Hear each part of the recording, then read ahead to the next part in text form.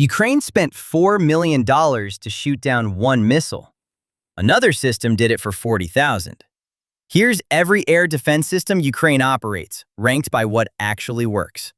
Russia has fired over 8,000 missiles and drones at Ukraine since 2022. Ukraine can't shoot all of them down, not because the tech fails, because the math doesn't work. A single Patriot interceptor costs $4 million. A Shahed drone costs 20,000. Every intercept is a financial loss. Ukraine has to choose: spend $4 million on a Shahed or let it hit. This is the cost per kill problem, and it's the single most important metric in modern air defense. Let's start at the top. The Patriot, the MIM-104. The system everyone asks for and almost no one can afford. Each battery costs over $1 billion. Each interceptor, $4 million. Ukraine operates at least 3 Patriot batteries, and they work. Against ballistic missiles, the hit rate is above 90%. The Kinzhal hypersonic missile? Patriots have shot them down. That's the good news. The bad news? Ukraine fires 2 interceptors per target, $8 million per kill.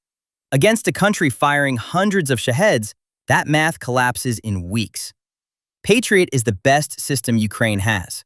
It's also the one they can least afford to use. Next tier, NASAMS and the S-300. NASAMS, Norwegian-designed, NATO-supplied. Medium range, reliable. Each interceptor runs about $500,000. Affordable enough to use, capable enough to matter.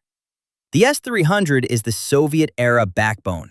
Ukraine had dozens of these before the war. The interceptors cost around $300,000, but S-300 stockpiles are running dry. Ukraine is firing them faster than anyone can supply them. Both systems are effective against cruise missiles and aircraft. Both struggle with saturation attacks. When Russia sends 40 missiles at once, no single battery can cover every angle. Then there's IRIS-T, Germany's modern short-range system. Each interceptor costs about $400,000. The hit rate is near perfect against drones and cruise missiles. Ukraine calls it the most effective system they've received, but here's the constraint. Germany has only delivered a handful of launchers. Ammo is scarce. Every interceptor fired is one they might not replace. IRIS-T works brilliantly. Ukraine just doesn't have enough of it to matter at scale. And here's the one nobody predicted: the Gepard, a self-propelled anti-aircraft gun retired by Germany in 2010.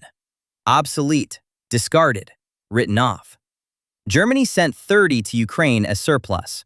No interceptor missile, no $4 million shot. Just tungsten ammo at $3 a round. Against Shahed drones? Devastating. Cost per kill? Under $1,000.